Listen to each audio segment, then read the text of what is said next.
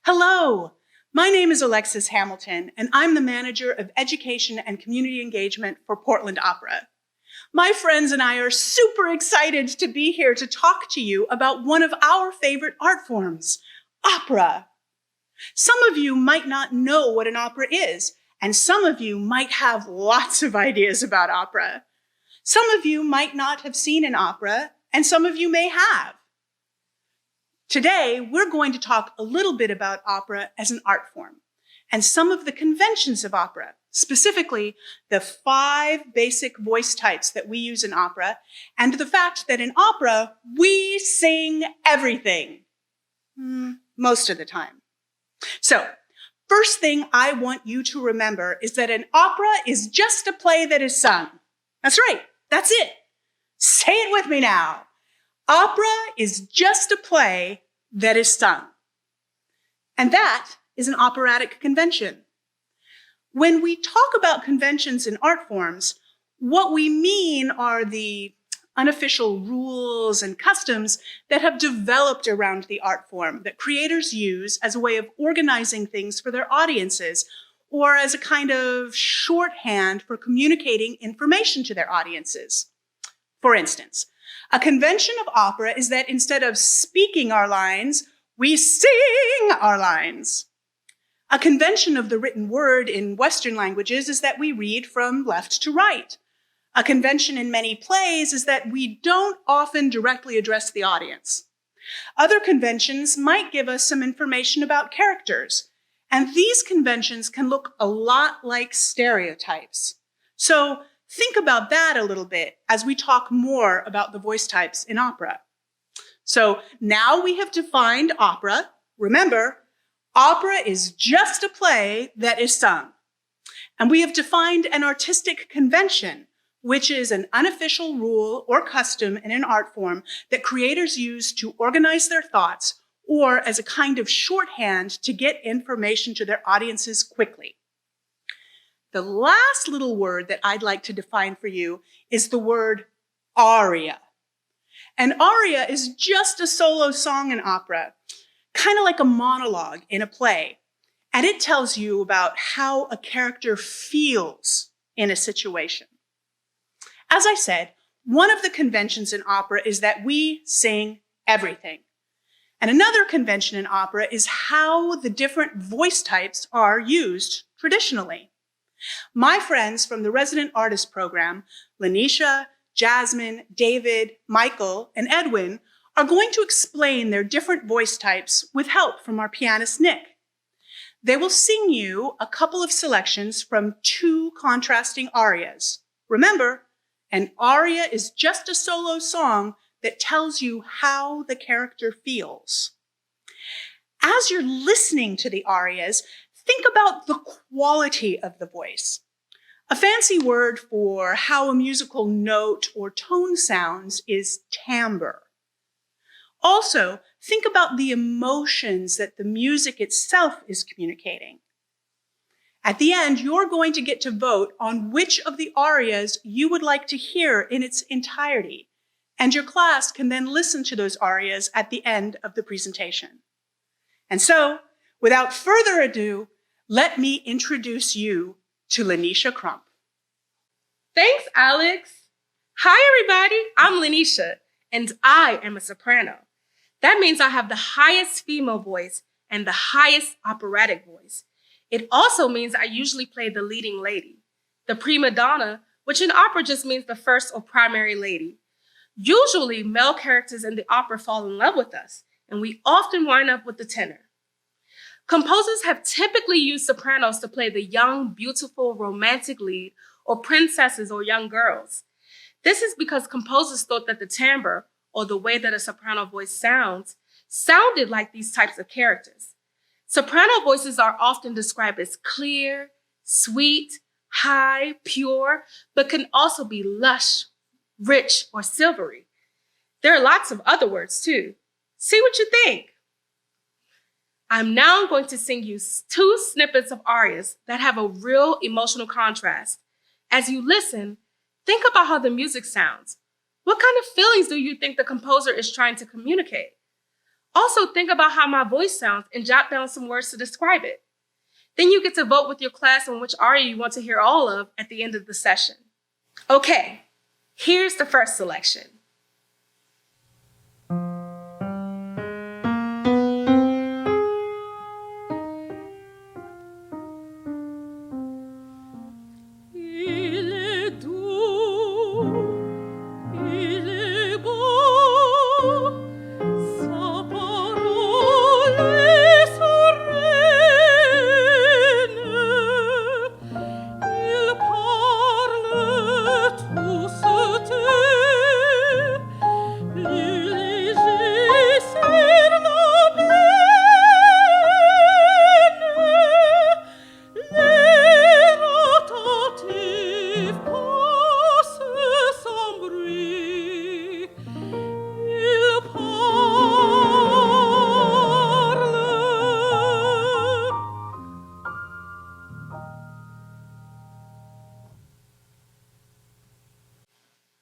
And now, here's the second.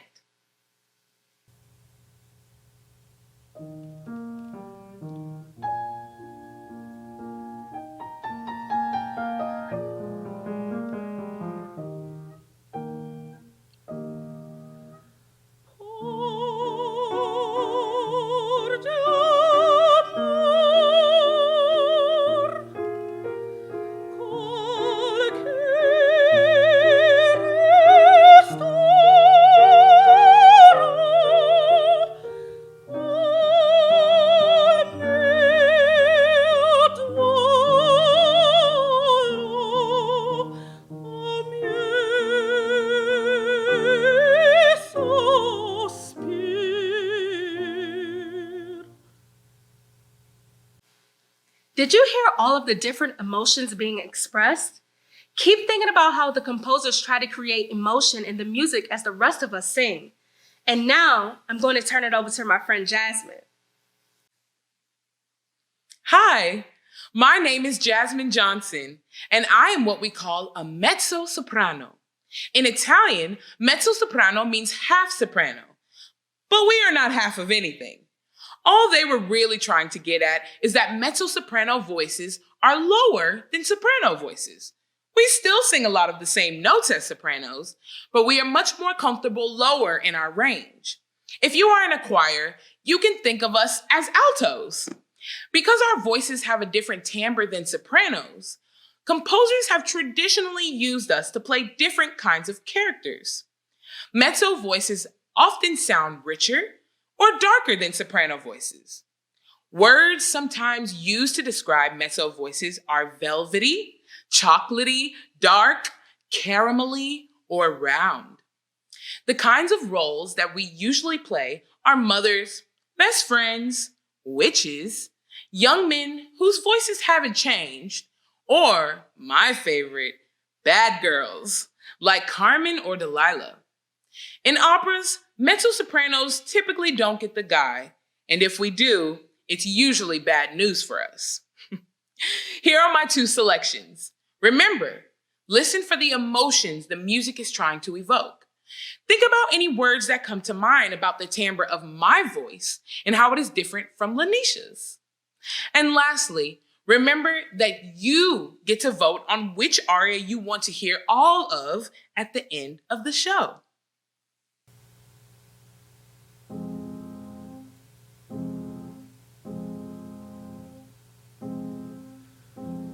Enfin, pour éviter les réponses amères, on va te mêlera.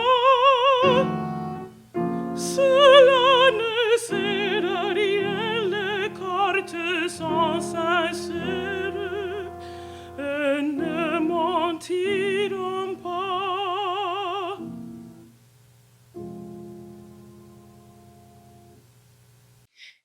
Here's the second selection.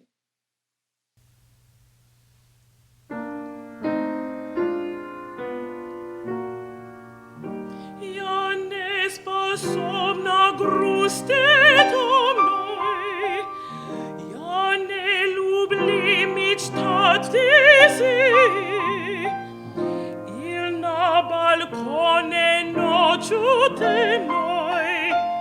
Vizdihat, vizdihat, vizdihat iz glubiny duši. Now, let's hear from our tenor, David.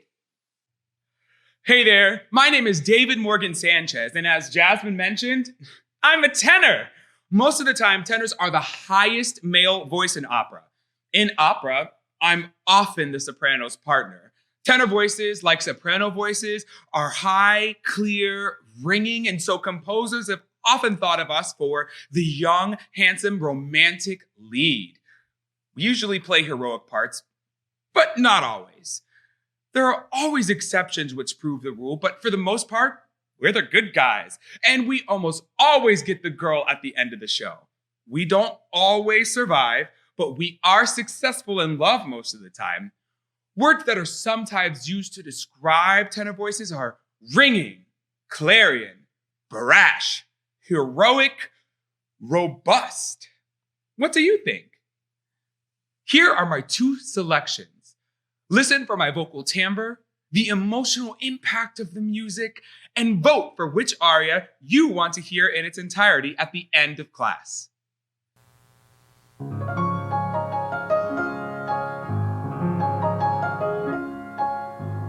Wohin ich hingehe, ich fühle deine Nähe. Ich möchte deinen Atem trinken und beten dir zu Füßen sinken. Dir allein.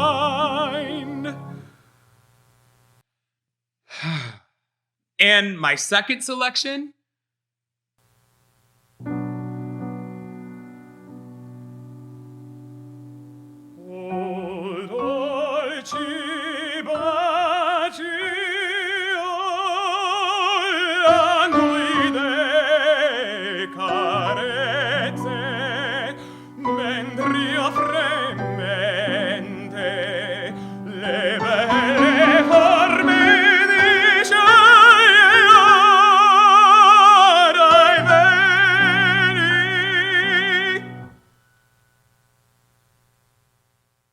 up next, Michael.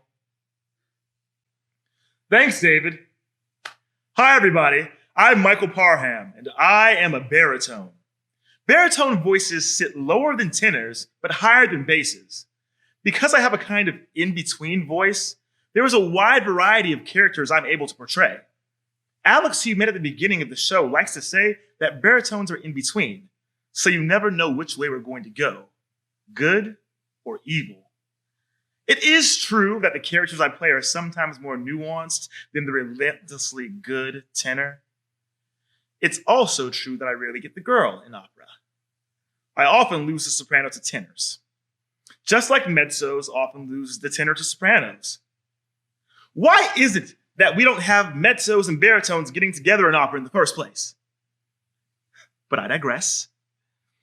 The kinds of roles that I play are handsome rogues, villains, comic roles, and very often dramatically complex characters.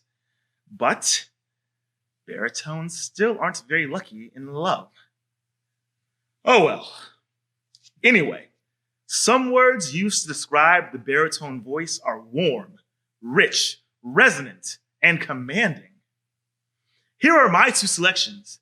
Remember, listen actively for the timbre of my voice and how it differs from David's. As well, note the emotional content of the music.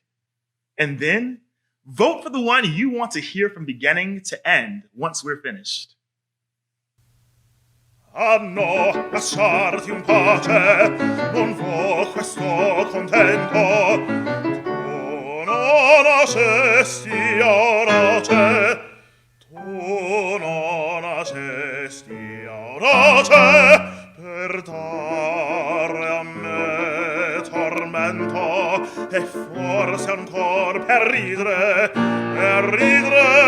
di mia infelicità.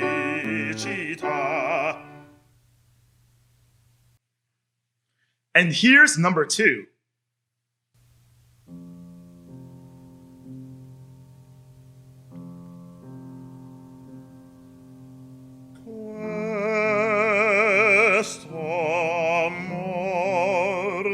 vergogna mia, io spezzar, scordar vorrei, ma d'onor lia,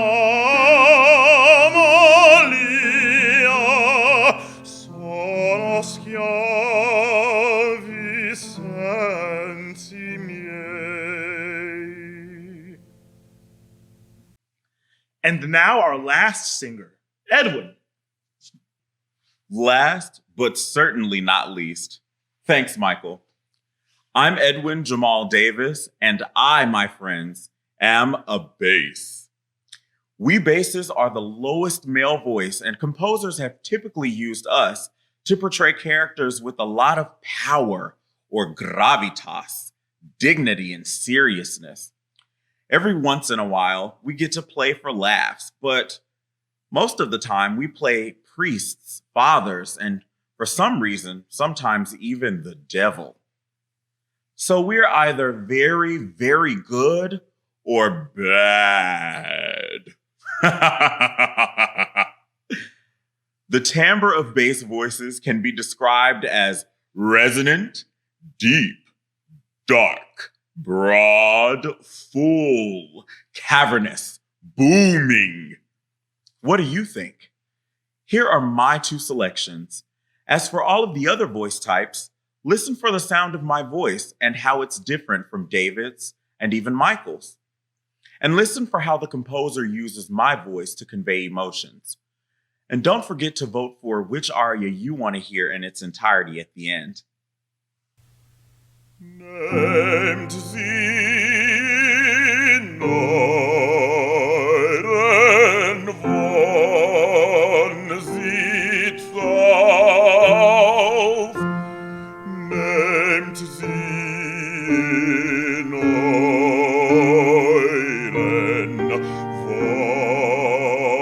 Wohnsitz auf.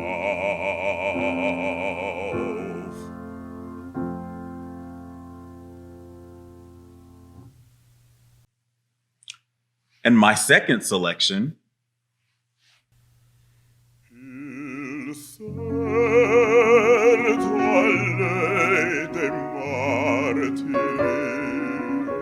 pietoso il cielo tie, resa al fulgore degli angeli, prega Maria per me.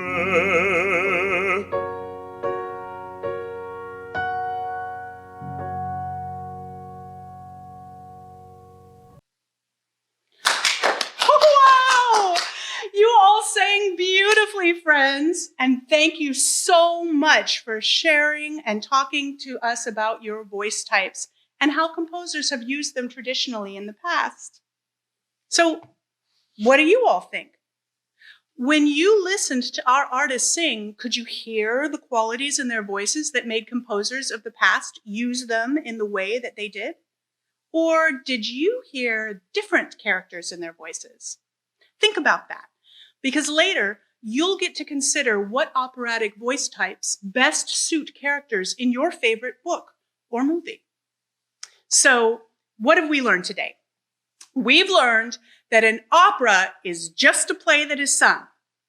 We've learned that an artistic convention is an unwritten rule or custom that creators use to organize their creation or communicate information about a character quickly to an audience. An example of an operatic convention is that in opera, we sing our lines rather than speak them.